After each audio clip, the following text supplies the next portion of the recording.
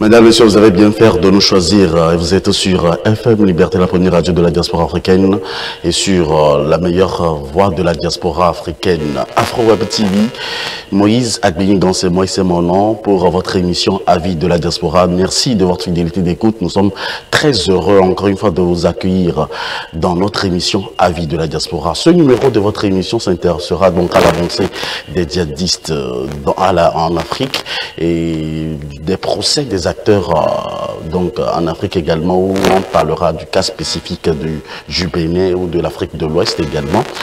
Et sur ce, nous avons invité donc deux panélistes de taille, deux hommes qui nous honorent de leur présence, et ils sont également spécialistes en la matière. Mesdames, Messieurs, merci de les accueillir chez vous, en partageant également cette émission avec les uns et les autres dans divers groupes comme vous savez le faire. Et vous pouvez également participer à cette émission composant le +1 319 462 89 79. Voilà donc le numéro qui vous permettra d'intervenir dans cette émission pendant 3 minutes et le nombre de fois que vous voulez sur les différentes thématiques que nous avons pour vous aujourd'hui. Et pour cette émission, nous avons le privilège d'accueillir également deux hommes, comme annoncé en début d'émission, Monsieur Classio Koutoglo par Duplessis, que nous accueillons, consultant politique. Monsieur Classio, bonjour. Bonjour Moïse, bonjour mon frère Yempapouf. Je suis très ravi de le voir aujourd'hui sur le plateau, et les téléspectatrices et téléspectateurs, je vous salue avec déférence totale. Merci Monsieur Classio d'avoir accepté notre invitation. Merci pour le temps que vous nous accordez également et surtout pour votre disponibilité. Nous avons également dans nos studios ici, donc aux États-Unis et surtout dans l'État d'Iowa, Monsieur Yempapouf Yambouama, un acteur de la société civile, et il est également analyste. Monsieur Yempapouf, bonjour. Bonjour Moïse, bonjour Monsieur Classio. Bonjour à tous les téléspectateurs qui nous suivent ici aux États-Unis, au Togo et partout dans le monde. Merci et encore une fois de nous avoir invités pour décrypter les situations socio-économiques et politiques de nos pays.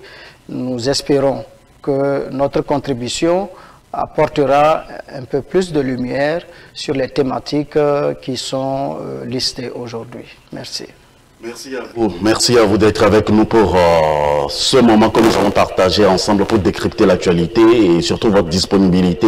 Tout ce que vous pouvez faire en ce moment, c'est, et si c'est la première fois que vous êtes avec nous, ne soyez pas jaloux, alors allez-y, partagez avec les amis, puisque c'est l'Afrique qui gagne sur les ondes d'Afro Web TV. Merci à tous de nous rejoindre et nous allons aborder la première thématique de ce jour qui concerne les dispositions à prendre face à l'avancée des djihadistes en Afrique. Et on a constaté que depuis un moment, la violence djihadiste qui ravage depuis des années la région du Sahel déborde toujours plus vers les pays côtiers du golfe de Guinée. Ce phénomène risque de poursuivre et poursuit bien évidemment, et qui pose beaucoup de problèmes et un défi urgent aux gouvernants de ces pays.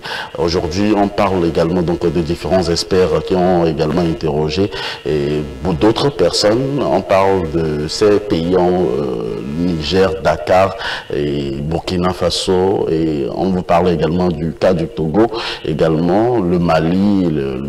Il y a beaucoup donc qui sont face à ces menaces djihadistes et qui continuent donc de prendre des dispositions. Que pense la diaspora exclusivement pour pallier à tous ces problèmes? La diaspora aussi a sa voix à donner, à ses impressions, et c'est pour ça que nous avons choisi ce thème, surtout avec les experts en la matière. Ceux qui peuvent également parler en votre nom, et le numéro est ouvert maintenant pour chacun de vous. Alors, Monsieur Classio Koutoglo, dites-moi, quelle est la lecture que vous faites de l'avancée des djihadistes en Afrique en ce moment?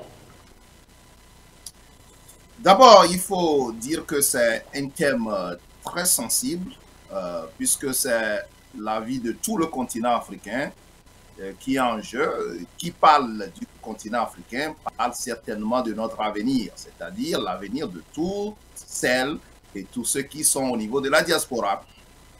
Ça nous importe, et il faut le dire que le phénomène du djihadisme dans le Sahel et qui avance ou bien descend vers les côtes de l'Afrique occidentale est un phénomène qui a été connu depuis que la France a décidé de faire disparaître la Libye sur la carte politique ou la carte du continent africain en tuant précisément le président de la Libye qui avait une ambition très grandiose pour l'Afrique. C'est un président qui cherchait à égaliser l'Afrique avec les autres continents sur lesquels nous vivons librement aujourd'hui, mais ça n'a pas contenté surtout la France.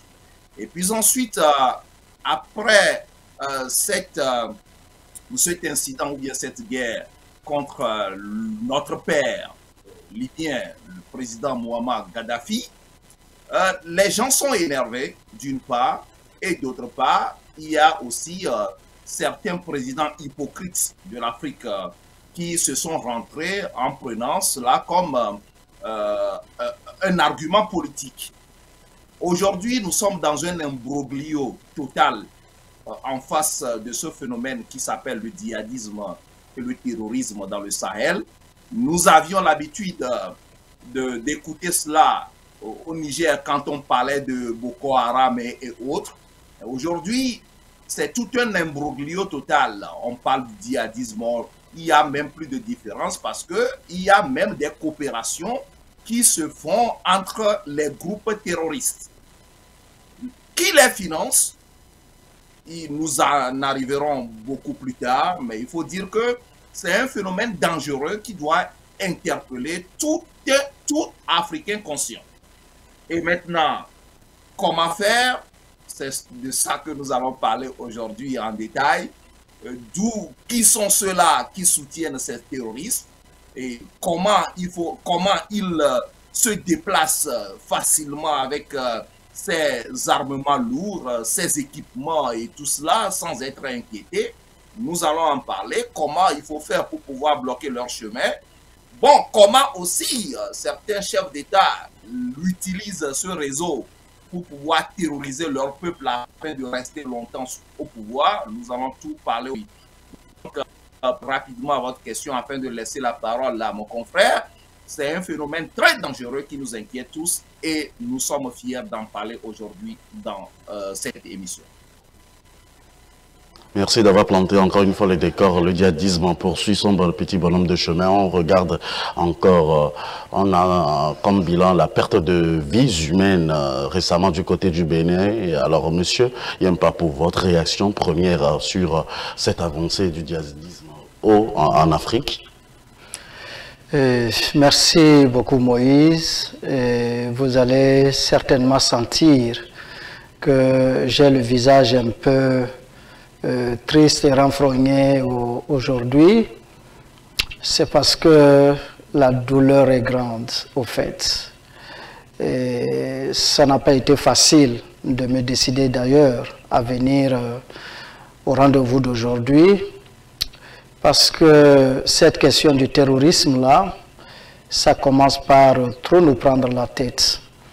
Et comme mon copanéliste l'a dit, je pense qu'il est important de se référer d'abord aux causes ou alors aux observations que nous faisons sur le terrain, afin de pouvoir comprendre ce que peuvent être les sources et les tenants de ce terrorisme-là, avant de pouvoir donc revenir en dernier ressort pour faire des suggestions de propositions.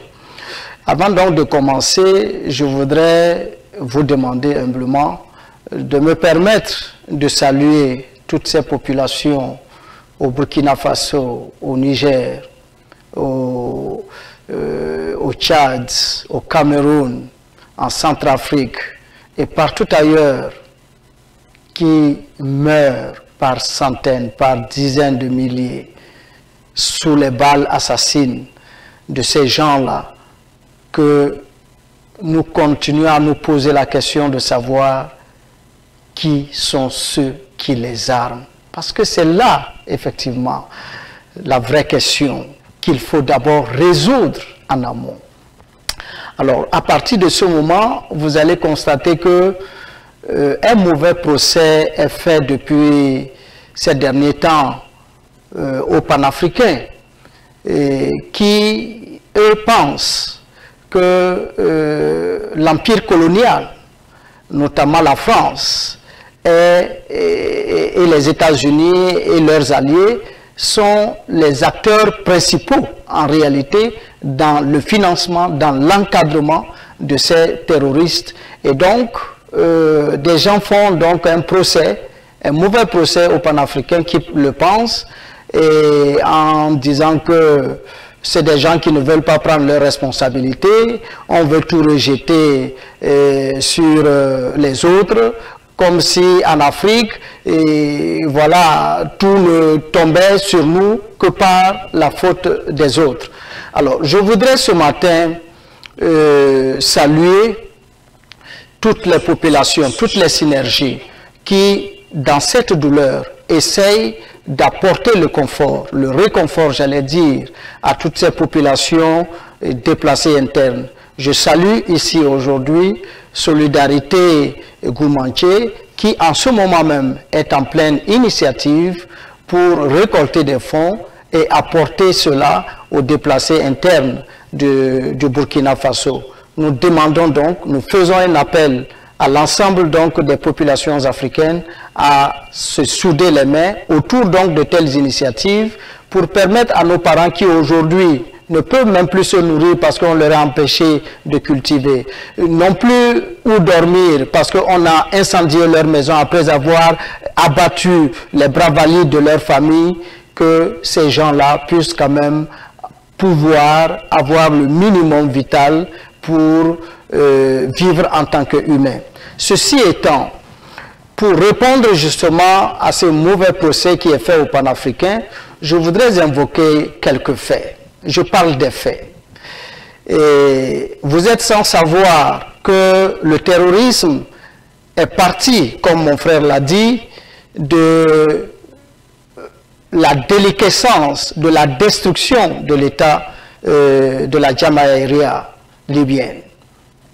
Et en son temps, il y a eu un deal avec la France pour que justement les populations arabes du nord du Mali puissent, en tout cas ceux-là qui sont les islamistes, puissent rentrer donc au Mali et pouvoir créer un semblant d'État. Et donc, au départ, ce terrorisme était localisé au Mali, et jusqu'à ce que les Nations Unies, sous l'action de la France, décident justement de mettre une force militaire, d'où la force Barkhane, d'où, je crois c'est la MINUSMA, non, pour les forces africaines qui sont là-bas en ce moment. Et à partir de ce moment, nous avons vu la situation se détériorer plutôt. Alors, on est parti d'une petite localité qui s'est gangrénée, qui a pris une bonne partie finalement du Mali, et aujourd'hui, on a vu justement le Burkina Faso tomber, on a vu le Niger tomber, on est en train de voir finalement le Togo et la Côte d'Ivoire dans la ligne de, je veux dire le Togo et le Bénin dans la ligne de mire, parce qu'en Côte d'Ivoire de toute façon il y avait eu déjà plusieurs attaques là-bas. Alors, ça c'est un fait que les gens observent, que depuis l'arrivée donc de la force Barkhane et des autres forces militaires, au lieu que solution soit trouvée au bout d'un an, comme inscrivait leur mission, là, il n'y a pas eu de solution, mais plutôt la situation s'est dégradée. Le deuxième fait que je voudrais évoquer, nous avons vu un peu partout En Centrafrique, il y a eu un Français qui a été mis aux arrêts et dans un processus de préparation de coup d'État. Il a été arrêté alors qu'il habitait un quartier à proximité de la présidence de la Centrafrique. Il a été donc saisi avec beaucoup d'armements et de munitions. Et aujourd'hui, donc, on est en train de nous poser des questions, de savoir si nous sommes en train de revenir à la période des Bob Denard, où la France envoyait justement des militaires faire des coups d'État à nos pays. Ça, c'est un fait. L'autre fait, nous voyons du côté de la Guinée équatoriale un hélicoptère militaire français qui a été arrêté par l'autorité équato-guinéenne entre-temps. Voilà des gens qui viennent se permettre de survoler un pays sans l'autorisation de qui que ce soit. Voilà des faits.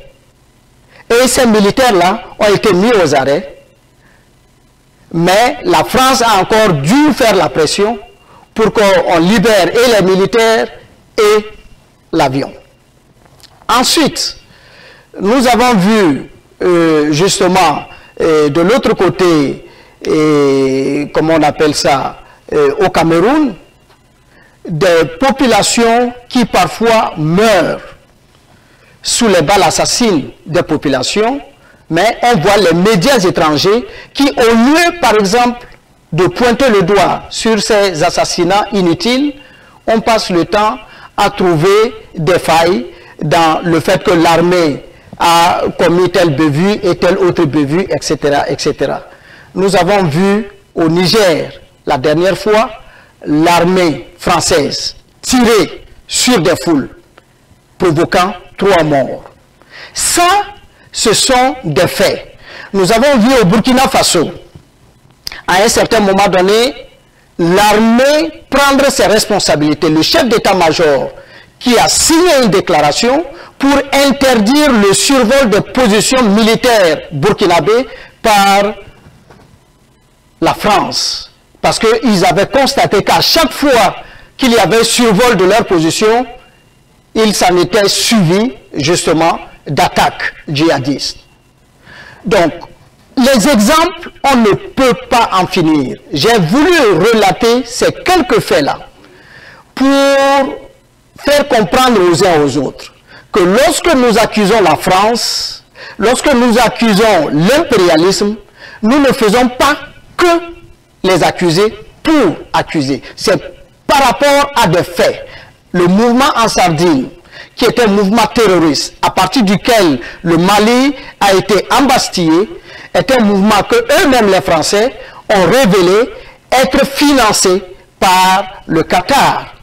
Mais le Qatar est le premier pays avec lequel la France, justement, mène ses affaires. Et la semaine dernière seulement, la France a livré combien? C'est une cinquantaine ou 100 avions militaires en tout cas au Qatar. Ça veut dire quoi de manière concrète?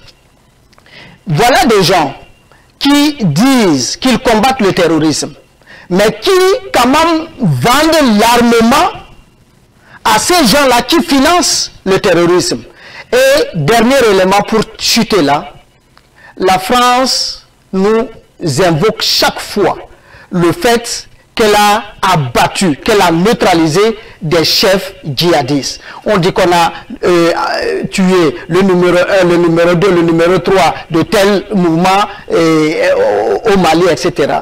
Ça veut dire tout simplement qu'il y a mauvaise foi. Parce que si des gens sont capables de localiser des chefs djihadistes, et on se permet de venir juste sortir le chef djihadiste et de laisser toute l'organisation en place, ça veut dire que la volonté de combattre le terrorisme n'est pas là. Et on ne peut pas passer tout le temps à faire en sorte que des Français soient enlevés pour, dans un autre détour, venir demander leur libération en payant des rançons énormes et en exigeant à nos États la libération des djihadistes qui ont été emprisonnés. C'est ce qui s'est passé au Mali. Mes chers compatriotes, voilà des faits que ce matin, j'ai voulu mettre à votre propre appréciation pour que vous puissiez avoir le temps de comprendre et de prendre la teneur des choses pendant qu'il est encore temps. Alors, monsieur Mpapo aussi a planté le décor de sa manière, il a donné son avis. Vous aussi, vous pouvez donner vos avis sur le plus 1 319 462 89 119. Et c'est l'avis qui incombe à monsieur Mpapo Yambouam. La question que se pose tout le monde, est-ce que l'Afrique n'a pas fait d'erreur? Quelles sont les causes endogènes et les causes exogènes? Monsieur Classio Koutoglo. Oui, tout à fait. Je voudrais d'abord remercier mon confrère parce que il apporte un manteau d'un analyste. Il s'est basé sur des faits qui aujourd'hui nous permettent de doiter physiquement, politiquement et même spirituellement l'ennemi de l'Afrique. Ça, je le salue pour cela parce que, et je voudrais le laisser dans son manteau d'analyste. Moi, je suis un consultant. Consultant veut dire que nous avons même des gens qui vont en mission et qui ont des faits appropriés que je vais vous dire ce soir. L'Afrique, les chefs d'État d'Afrique ont commis beaucoup d'erreurs, surtout avec la collaboration de la maudite France, c'est-à-dire les présidents français. Je voudrais vous dire ici aujourd'hui que aujourd'hui Alpha Condé n'est pas là. Nous avons pistonné pour qu'il puisse partir et il est parti. Mais il faut dire que Alpha Condé a très tôt vu le danger venu et il a pris certaines dispositions, il a dit certaines choses que les chefs d'État n'ont pas écoutées. Je vais vous dire aujourd'hui que pourquoi ces chefs d'État n'ont pas écouté Alpha Condé au début. Quand la France prenait la décision catégorique avec des collaborateurs étrangers, c'est-à-dire des compagnies, des multinationales, pour pouvoir mettre toute l'Afrique dans le désarroi dans lequel nous sommes aujourd'hui. Ils ne l'ont pas écouté parce qu'ils ont interdit. Vous savez, quand vous faites bien ce qu'on appelle l'administration des affaires ou bien le business, vous allez comprendre que la France a juste pris le territoire, le continent africain, comme un marché.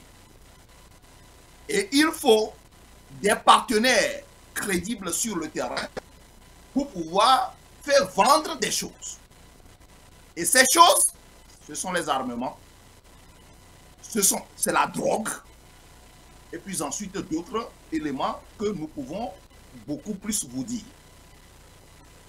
Mes chers compatriotes africains, la France, c'est-à-dire les présidents français, sont les seuls malheurs du continent africain. Et nous devons faire tout, et tout, si nous pouvons décider, en un commun accord, d'éliminer la France sur le continent africain, le continent africain va égaliser le continent américain, le continent et les autres continents. Ils sont en train de faire le commerce avec nous sur le continent africain. Oui, justement que ce n'est pas nous-mêmes qui avons permis qu'ils fassent du commerce avec nous. C'est pour ça que je vous posais la question de savoir où a été le défaut, quelles sont les causes exogènes et endogènes. Le défaut est ceci. Vous savez, il y a certains présidents africains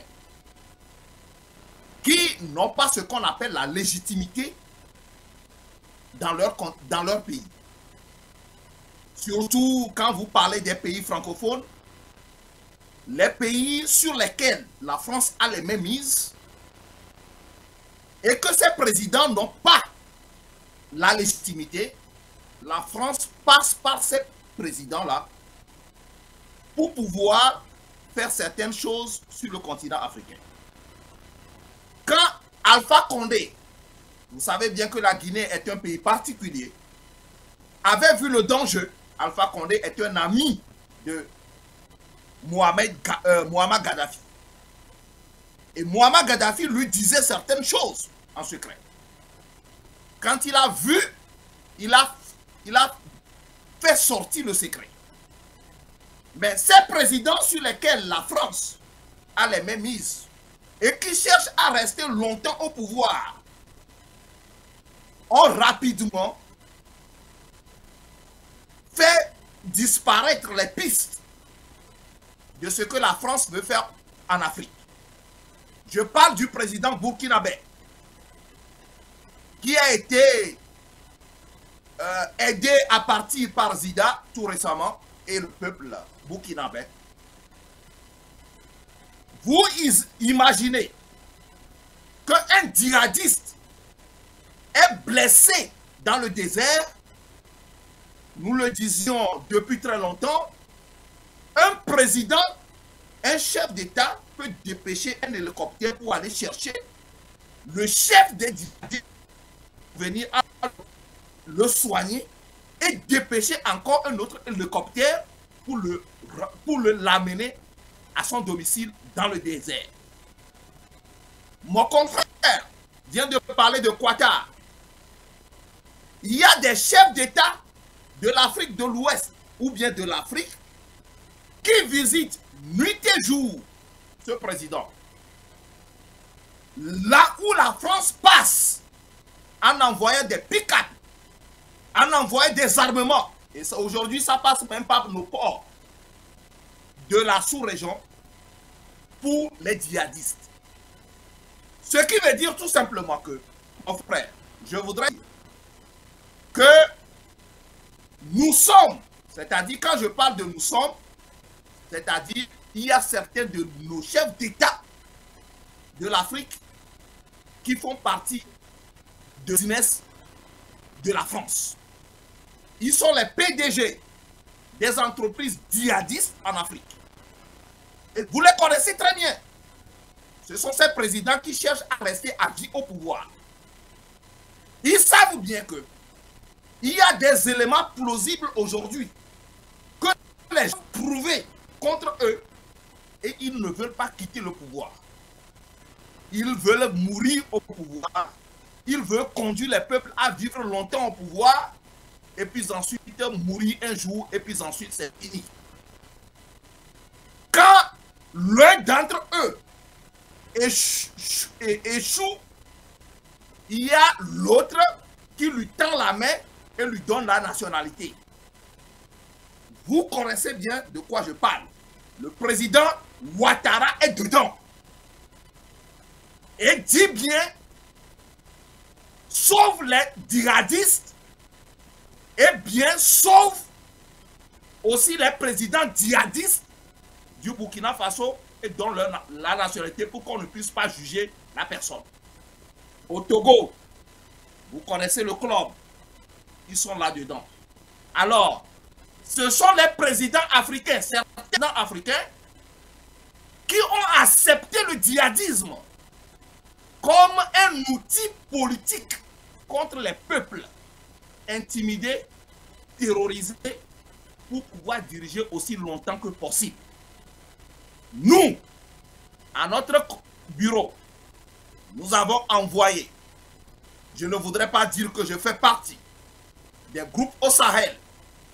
On vend les armes dans le Sahel. Les routes sont dans le Sahel. Qui supporte ces personnes? Mes chers compatriotes africains, je vous appelle aujourd'hui, comme tous les autres panafricanistes, à se lever contre les présidents qui font 3, 4, 5 mandats au pouvoir et qui veulent continuer pour pouvoir vivre aussi longtemps et mourir au pouvoir. Je vous appelle à se lever contre eux. Et notre point primordial, c'est la France. C'est la France qui ne veut pas que l'Afrique puisse être libre. Nous devons nous lever contre la France par tous les moyens pour que la France puisse disparaître sur le continent africain. C'est bien de culpabiliser la France à tout égard et de dire que c'est la France, ce sont les chefs d'État.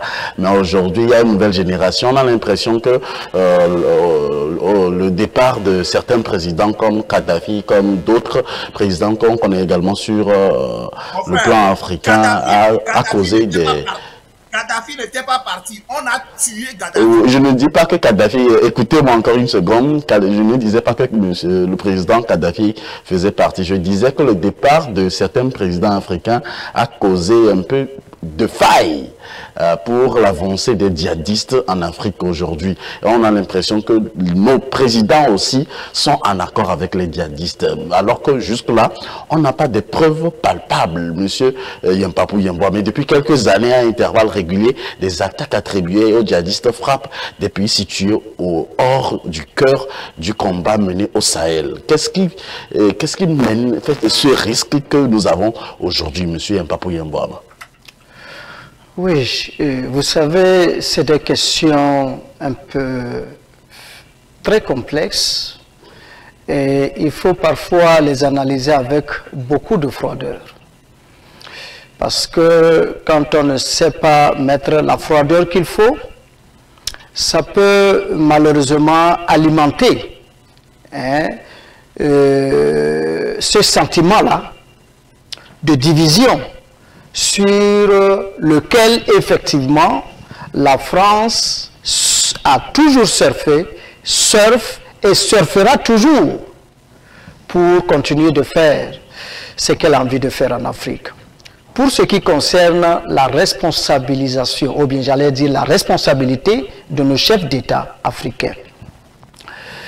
Et je n'irai pas jusqu'à dire qu'ils sont en accointance avec les groupes terroristes, parce que nous avons vu un pays comme le Burkina Faso, avec le président Roch Marc Christian Kaboré, qui arrive au pouvoir et qui est contacté par ces groupes terroristes-là, parce que ces groupes terroristes ont entre-temps commandé sous Blaise Compaoré du matériel militaire qu'on devait leur livrer. Et que lui, Kaboré, a refusé. Et à partir de ce moment, on a fait basculer son pays, justement, dans le terrorisme depuis lors jusqu'à aujourd'hui. Donc ça, c'est un fait.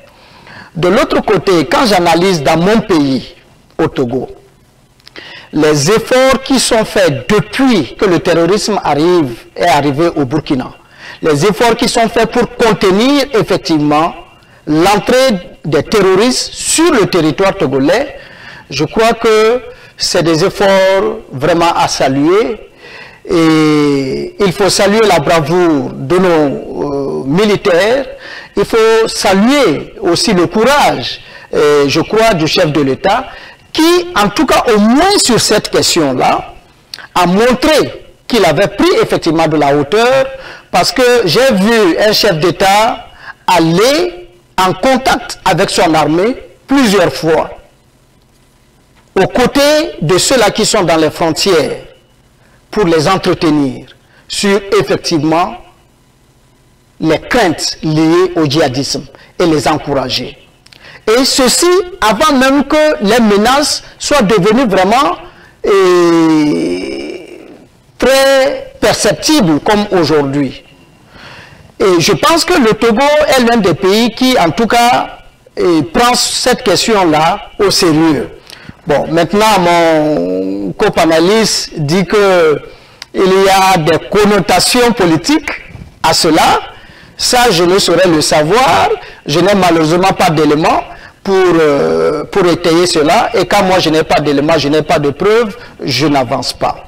Alors, là où nos chefs d'État ont failli et continuent de faillir, c'est comme mon copanaliste l'a dit, cette collaboration aveugle qu'ils ont avec la France. Personne n'est contre la collaboration Aucun pays au monde ne peut vivre isolé, ce n'est pas possible. Mais lorsque vous rentrez dans un partenariat, vous devez aller dans un partenariat qui assure que vous avez un retour positif pour votre pays. Mais dans nos pays, partout, nous avons des bases militaires. Et là où il n'y a pas de base militaire, il y a des conseillers militaires.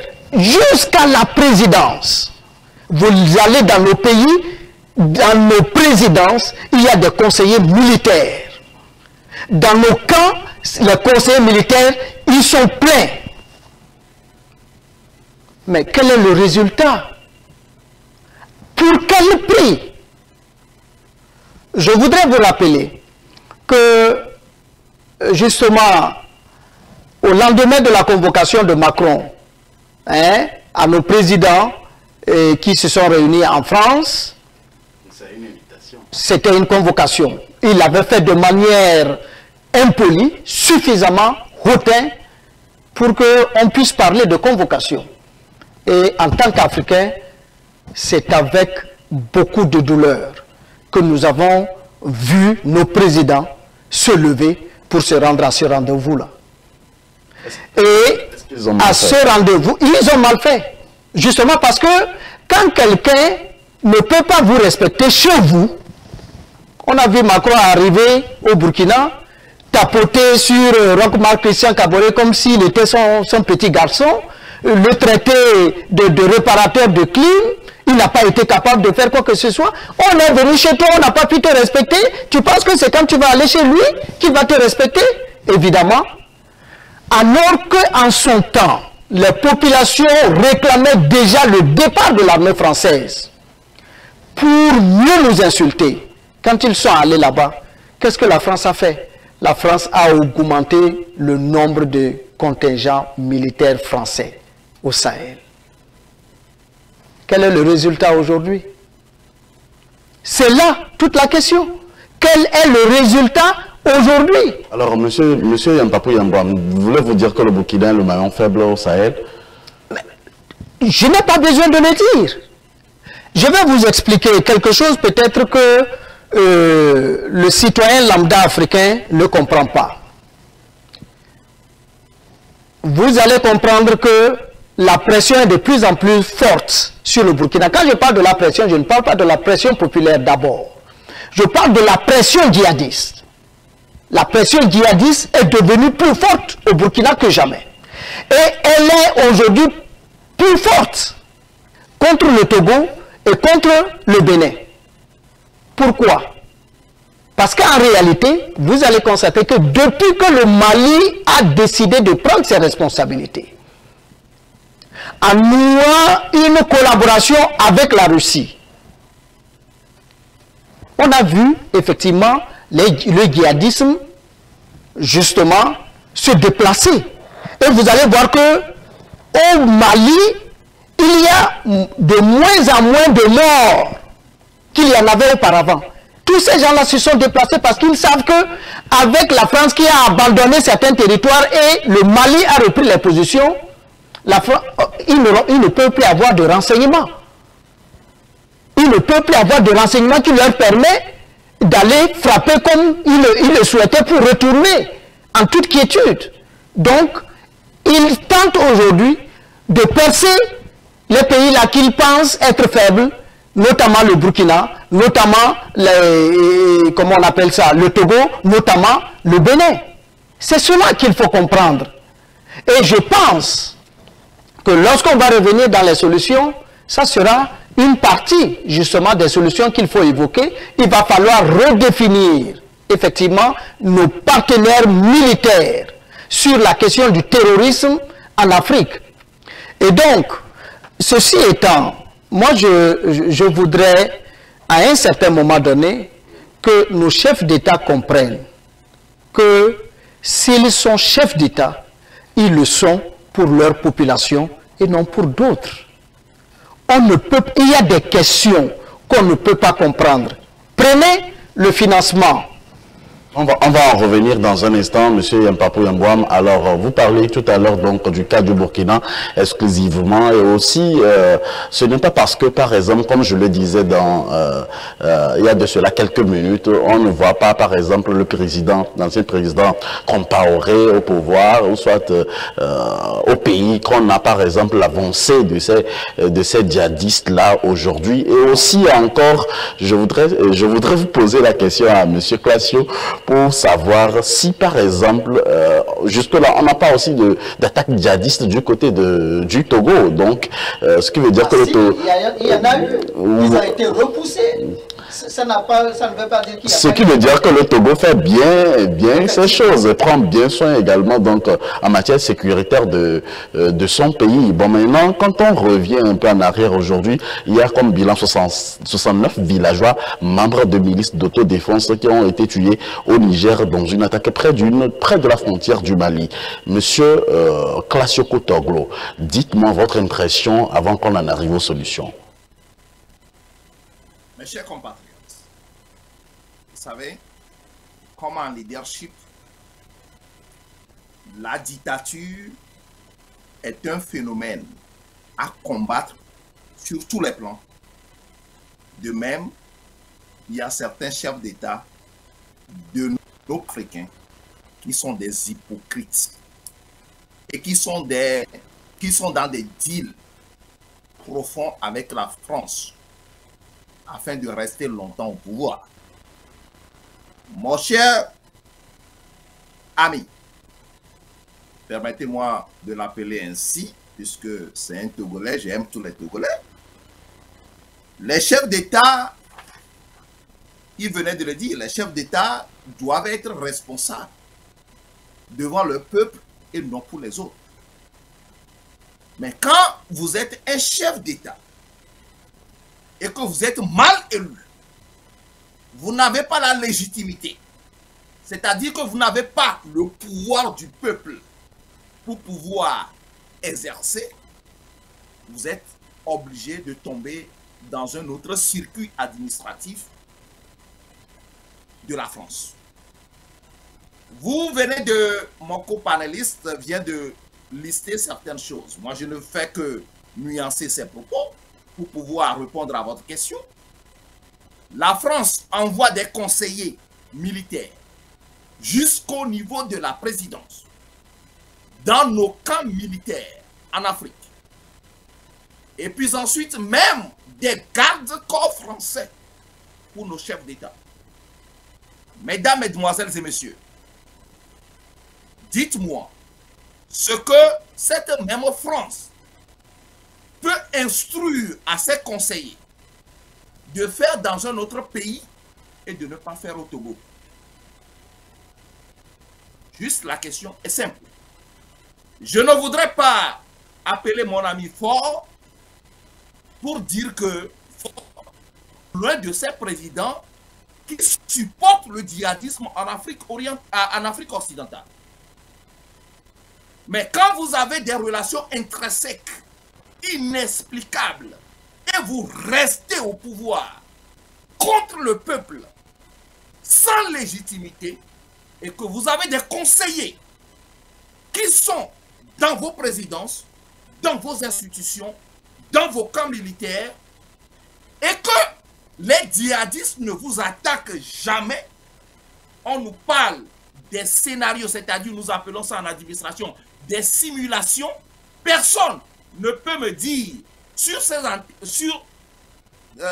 plateau aujourd'hui qu'il a vu les djihadistes tirer tout récemment au nord.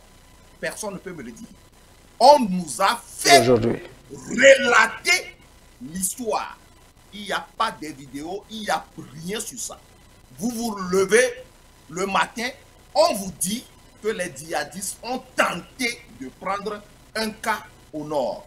En administration, il y a le nom pour ça. Ça s'appelle simulation. C'est la même façon que Yak Daeman, le ministre de la Sécurité, veut protéger par exemple l'hôtel de 2 février et peut engager des équipes de simulation pour pouvoir dire il y a un terroriste qui est arrivé, nous le faisons ici dans nos hôpitaux, vous faites rentrer quelqu'un qui prend les armes, bon, des fausses armes, et puis ensuite, la sécurité réagit. On appelle ça simulation. Donc aujourd'hui, au Togo, honnêtement et sincèrement, on n'a pas encore des preuves de l'attaque djihadiste. Mais il y a des preuves des lignes d'administration de la France assez conseillées au niveau du président togolais. Allez réfléchir beaucoup plus pour savoir ce que les conseillers peuvent faire autrement dans des autres pays en étant des conseillers pour pouvoir appuyer des djihadistes et ce qu'ils ne peuvent pas faire dans nos pays africains. Mon cher ami Faure est un président, je ne peux pas l'accuser aujourd'hui, mais il faut dégager vous-même l'analyse.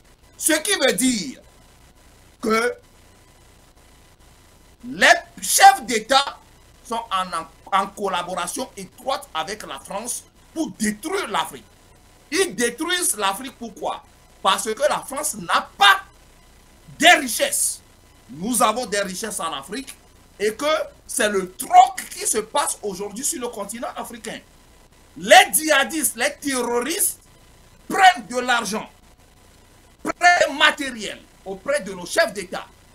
Et puis ensuite, ils remettent les diamants, les pierres précieuses et autres qu'ils prennent dans les déserts aux chefs d'État pour la France. C'est ce qui se passe. À quoi servirait aux chefs d'État de détruire l'Afrique lorsqu'ils sont même chefs d'État africains?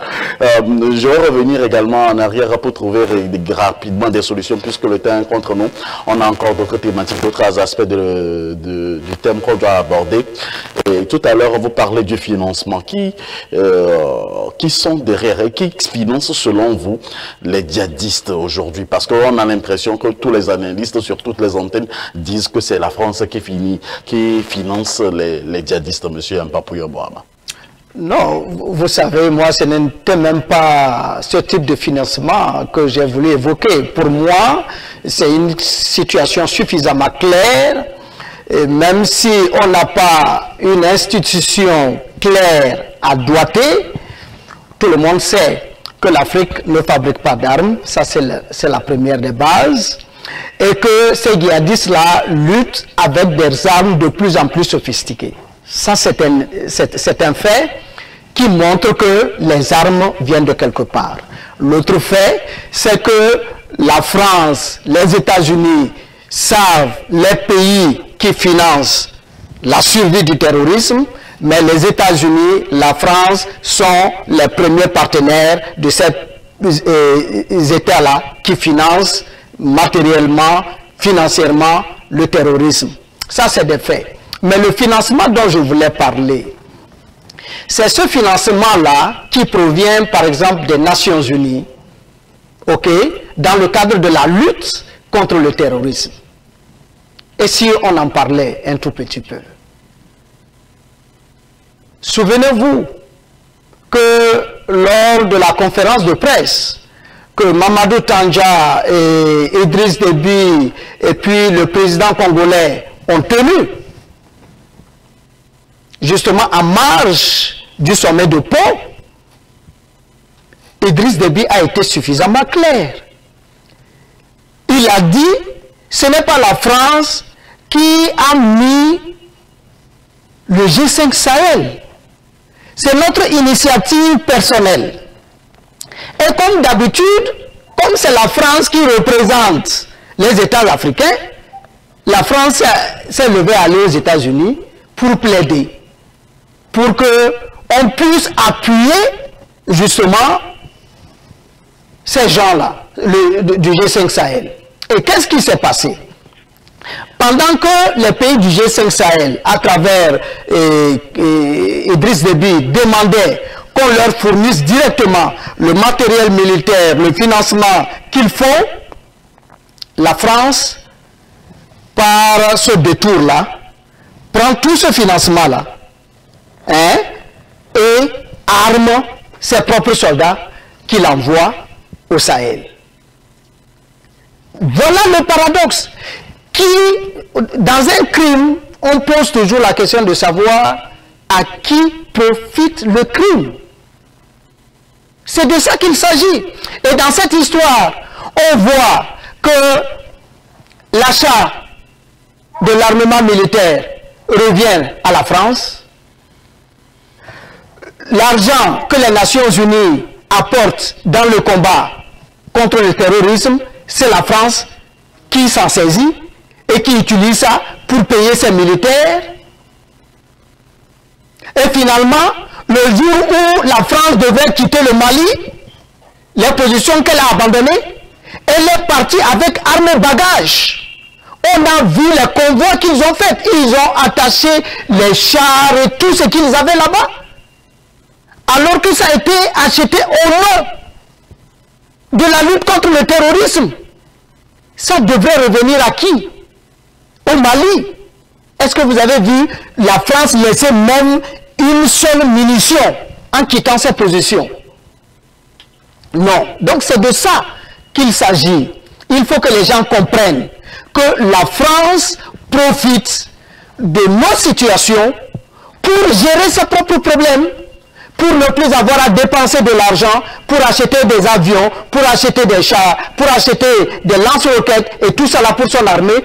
On prend notre argent que les Nations Unies nous donnent pour acheter du matériel pour les militaires français qui vont de surcroît aller sur le terrain et dire qu'ils sont là pour un maintien de paix, c'est-à-dire qu'ils ne sont pas là pour aller faire la guerre au corps à corps avec les terroristes, c'est les autres qui doivent aller et ils sont derrière juste pour protéger les populations civiles. Mais on se moque de qui? On va en revenir. On a l'impression qu'on s'attaque beaucoup aujourd'hui à la France. On jette beaucoup plus le tort sur la France. La France toujours. Nous avons un auditeur en ligne qu'on va recevoir très rapidement. Vous savez que cette émission, c'est une émission interactive. Alors, auditeur, téléspectateur, bonjour. Bonjour, monsieur Moïse Agbenga. À qui ai-je l'honneur et allez-y. C'est Adolphe. Monsieur Adolphe, merci de nous avoir appelé. Je salue vos panélistes. J'ai une question pour les deux. Allez-y. Et la seconde question va s'adresser à monsieur Classio Koutogro. Ouais. La toute première question, c'est que il parle de la France. La France a des officiers jusqu'à la présidence. Et cela ne dépend, cela est lié, il ne pense pas que cela est lié du fait que nous avons un accord de défense avec la France. C'est ce qui explique la présence de la France dans toutes ces choses-là, dans toutes ces institutions, puisque la France est la priorité de la formation de nos militaires et autres là. Oui. Ça, c'est la première question. Et la seconde, quand tout à l'heure, dans l'analyse, M. Classio Koutogro fait allusion à Alpha Condé qui a dit quelque chose et que les présidents africains n'ont pas compris. Je voulais lui rappeler que Alpha Condé, les gens disent qu'il est élu démocratiquement, c'est faux. Alpha Condé a été porté au pouvoir par la même communauté internationale. Et quand il a attendu la fin de son mandat pour faire voir aux gens qu'il s'intéresse à la paix, qu'il a fait des coups. Il ne faut pas qu'ils attendent à la fin de son mandat lorsque les élections sont proches et qu'il veut tripatouiller la constitution c'est qu'il fait ce jeu-là. Les Guinéens, je vais vous dire une chose, les Guinéens dans leur sont des souverainistes. Depuis Sékou Touré, c'est une notion que Sékou Touré leur a inculquée. Ils sont dans ça. Quand vous évoquez la presse, je vois les gens oublient trop vite, quoi. Vous dites que Alpha Condé est démocrate. Non, il ne l'a jamais. On l'a mis au pouvoir, c'est la communauté. On connaît comment ces élections se sont passées en Guinée. Une élection au premier tour, et avec 20 points d'écart, et un second tour, 6 mois après, et on installe quelqu'un qu'on a distancé de 20 points au pouvoir, et on dit qu'il est élu démocratiquement. Et regardez après, il a changé pour faire un troisième mandat. Tout ce qu'on l'Alpha Condé a dit là, c'est faux. Il n'a jamais été chose panafricaniste. Ok, merci beaucoup.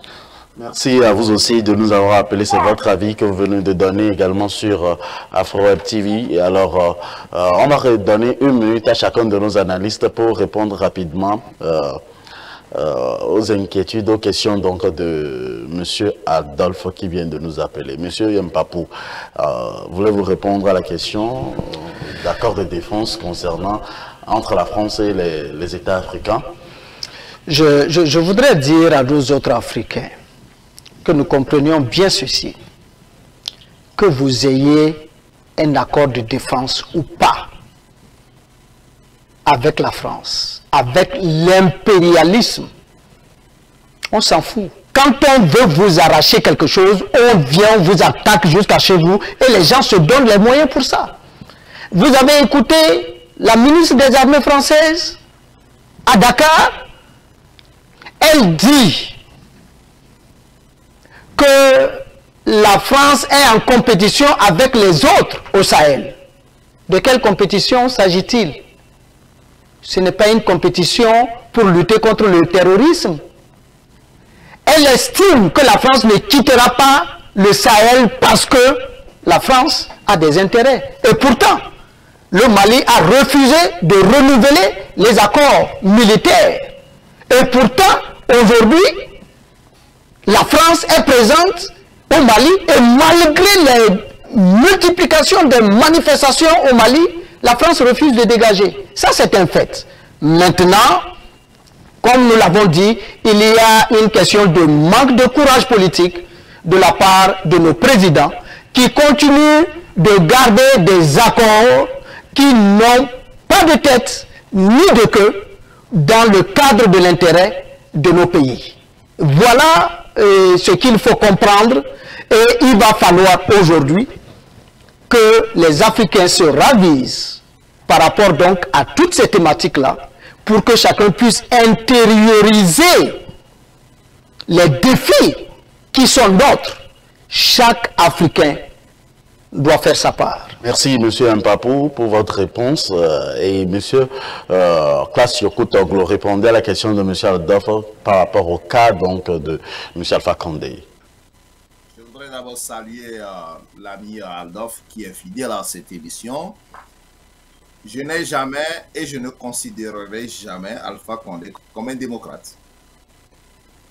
Mais je dis en tant que consultant ce que une autorité ou une personnalité dit à un temps fixe dans le temps. La parole, comme l'a même dit la Bible, c'est le pouvoir.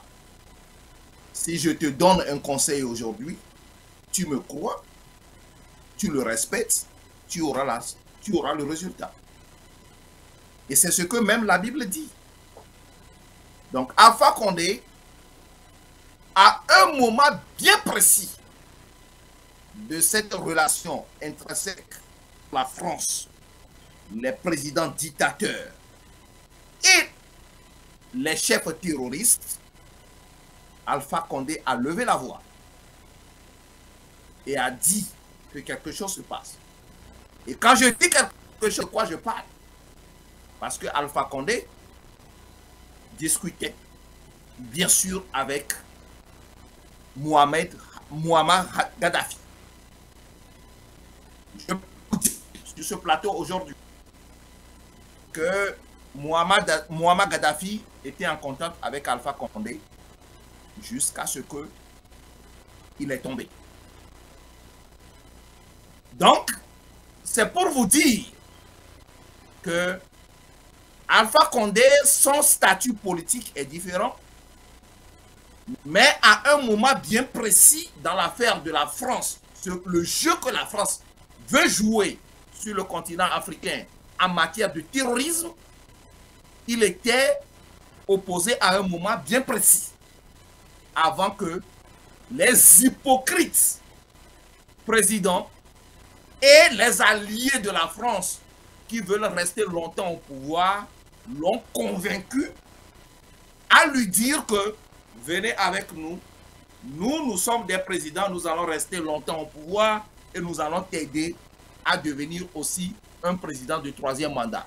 Monsieur Classio, comme vous traitez les présidents africains d'hypocrites, que ferez-vous à la place donc de ces présidents aujourd'hui, en 2 minutes? Maxi. Et ce que je ferai, c'est ce que je suis en train de dire déjà publiquement et que je dis aussi dans nos services.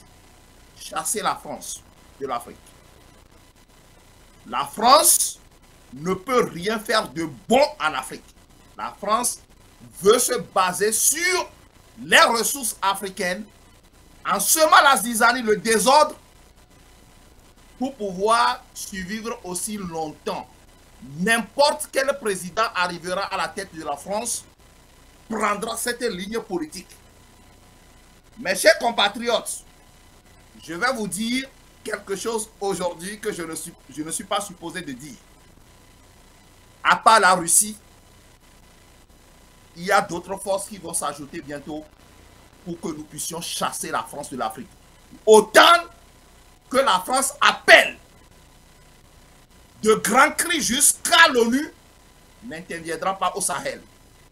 Et nous demandons à tous les Africains, de partout, dans tous les pays où se trouve un Africain conscient, de prendre ses armes pour lutter contre la France.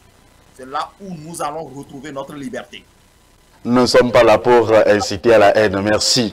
Et monsieur Classio Kotoglo, puisque vous êtes sur Afro Web TV, vous connaissez tout de bien donc la ligne éditoriale d'Afro Web TV. Monsieur Yampapou Yambouama, quelle est la solution que vous proposez? Quelle disposition prendre face au djihadisme, à l'avancée des djihadistes en Afrique? Merci. C'est une question qui mérite vraiment que vous puissiez peut-être nous permettre un bout de temps. Parce que en réalité, oui, je sais, vous savez, depuis que nous menons ces émissions, je n'ai jamais plaidé pour quelque chose comme ça. Mais en réalité, à quoi ça sert de critiquer?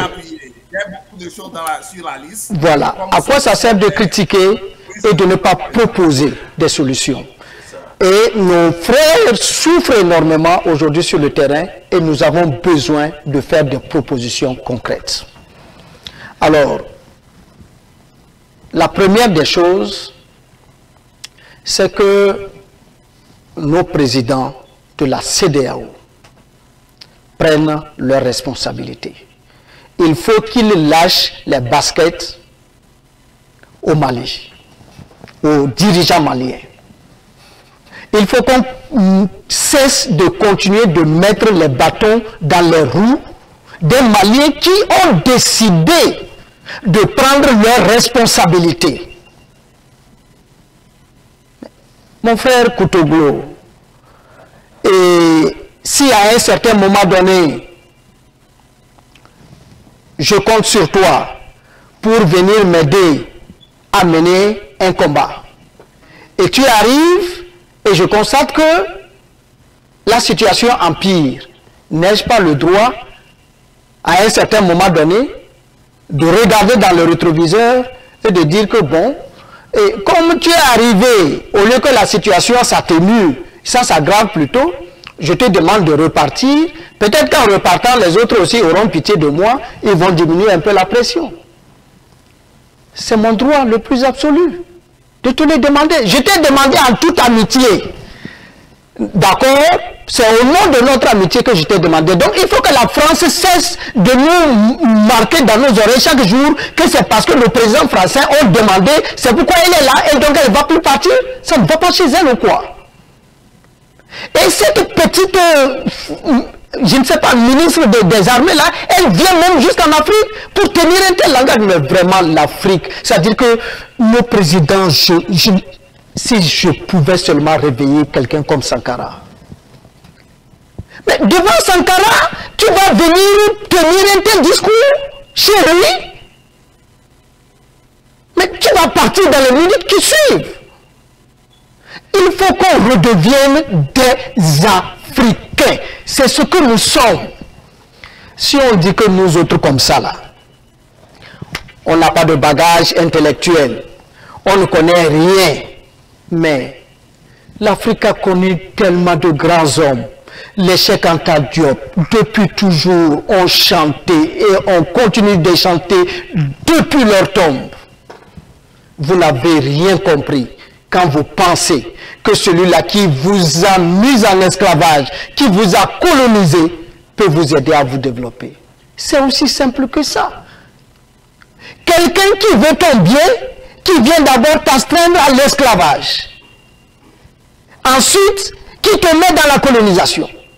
Ensuite, qui est avant même de vous libérer, c'est-à-dire c'est eux-mêmes qui ont dirigé nos pays. C'est-à-dire que nos pays là, c'est les Français qui étaient venus, c'est eux là, la période des commandants, qui étaient venus, qui dirigeaient nos pays.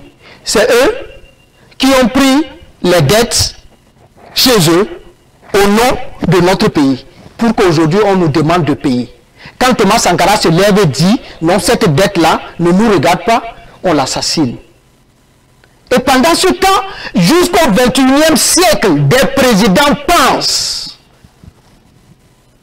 que la France peut nous sortir de ça. Donc, première solution, il faut redéfinir effectivement les accords politiques et militaires et même commerciaux. Il faut redéfinir nos partenaires. Et même dans les nouveaux partenariats que nous menons, il faut savoir définir les contrats pour que ces nouveaux partenariats aussi ne deviennent pas, pour nous demain, une autre difficulté à surmonter. Deuxième chose, il va falloir que l'Afrique, les présidents africains, parce que quand on dit l'Afrique même, il faut qu'on doite les gens. Il faut que Faure, il faut que, comment il s'appelle, Roch-Marc Christian Kaboré, il faut que Ouattara, il faut que tous les autres présidents là, qu'ils décident de défendre leur pays. Il y a seulement 2 semaines, le Togo, la Côte d'Ivoire, le Burkina Faso et le Ghana ont mené justement une opération militaire contre les djihadistes dans le nord, le centre-nord du Burkina Faso et un peu de la Côte d'Ivoire et autres. Et cela a eu un résultat implacable. Ils ont détruit 5 bases terroristes. Ils ont récupéré des dizaines de militaires, je veux dire de véhicules militaires. Ils ont récupéré des centaines d'engins motorisés. Ils ont récupéré l'armement et ils ont fait des prisonniers. Voilà ce qu'on appelle un résultat concret. Que la France, avec ses drones, avec tout son arsenal militaire, n'arrive pas à faire. Donc, ils ont au moins balayé le terrorisme sur ce tronçon-là et ont permis donc de libérer finalement ces populations-là.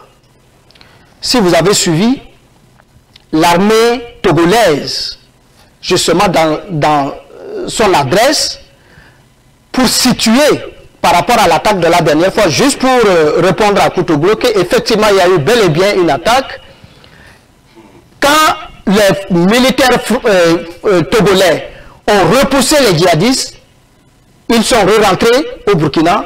Il n'y a pas eu malheureusement de riposte du côté du Burkina pour qu'ils puissent les prendre en tenaille. Donc il nous faut cette coopération militaire-là entre États frontaliers pour que lorsque un pays chasse les djihadistes, que l'autre puisse permettre qu'on puisse le poursuivre sur son territoire. Et aujourd'hui, cette coopération n'existe pas. On ne peut pas comprendre cela. Donc, ce qui rend difficile le combat pour nos forces militaires. Koutoglo, moi j'ai mon propre petit frère, d'accord, qui est dans cette armée-là qui est déployée au front. Ça, je vous le dis, parce que je suis obligé d'aller jusque-là. Si vraiment vous voulez croire effectivement qu'il y a eu une attaque djihadiste. Moi, je ne dors pas depuis des semaines. Parce que mon petit frère est au front. Merci. Ensuite, non, je n'ai pas terminé. Maintenant, au niveau... Le temps contre nous. Oui, Monsieur Mpapou, nous sommes désolés. Je vous en prie, c'est pour ça. Mais nous sommes désolés, on ne peut pas continuer. Je comprends. Oui. Donnez-moi juste une minute, je vais terminer. Au niveau des populations. J'interviens pour dire dire que ce débat... Je ne vais pas permettre à ce que encore... Au niveau des populations. Oui, mais on va revenir dans une autre émission. Nous devons... Non, pardon, c'est la dernière ligne. C'est juste la dernière proposition que je veux faire. Monsieur, en une minute. Oui, il faut me comprendre. C'est vraiment important. Et les populations doivent collaborer intrinsèquement avec les militaires. Aujourd'hui, les forces d'autodéfense partout s'organisent. Les présidents doivent comprendre que l'Afrique avait une histoire. Et dans cette histoire-là, nous avons connu de l'héroïsme. Et on doit mettre tout en œuvre pour que quiconque a quelque chose à apporter. Moi, je viens d'un peuple qu'on appelle le peuple Goumanché. En son temps, l'arme ne pouvait pénétrer personne. Le couteau ne pouvait pénétrer personne. Aujourd'hui, on voit comment on nous égorge comme des petits poulets. Il faut qu'on intègre ce nouveau paradigme-là dans la lutte contre effectivement le terrorisme. Et qu'à travers le renseignement, on puisse faire en sorte que les populations renseignent effectivement les militaires sur des visages inconnus qu'ils rencontrent dans les villages. Et ça, c'est quelque chose de fondamental.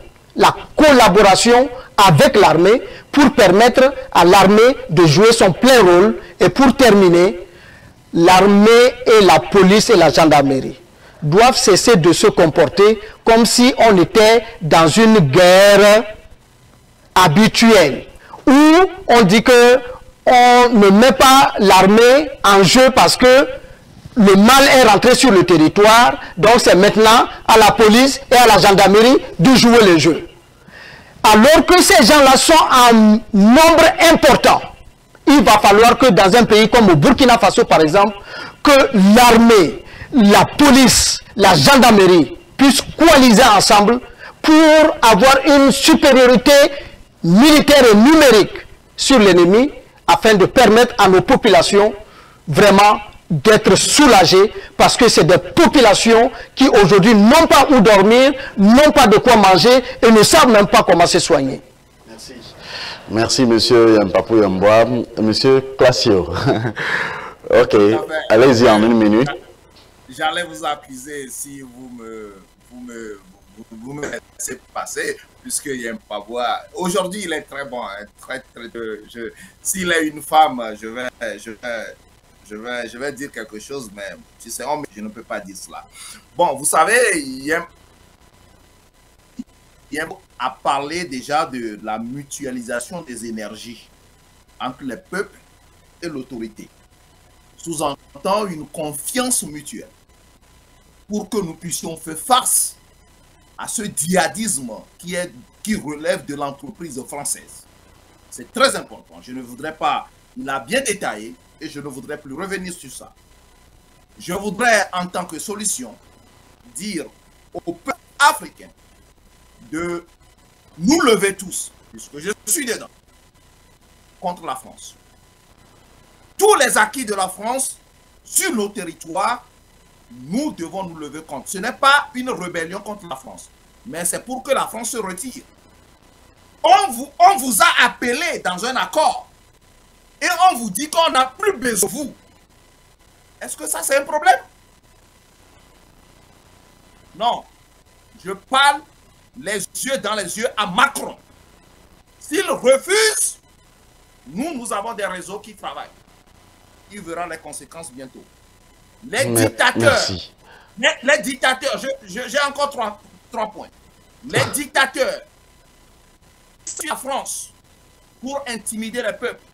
Bon, je ne voudrais pas aller en détail puisque je veux accorder un petit crédit à mon ami qui parle de son petit frère qui est au front, qui repousse les djihadistes au Togo.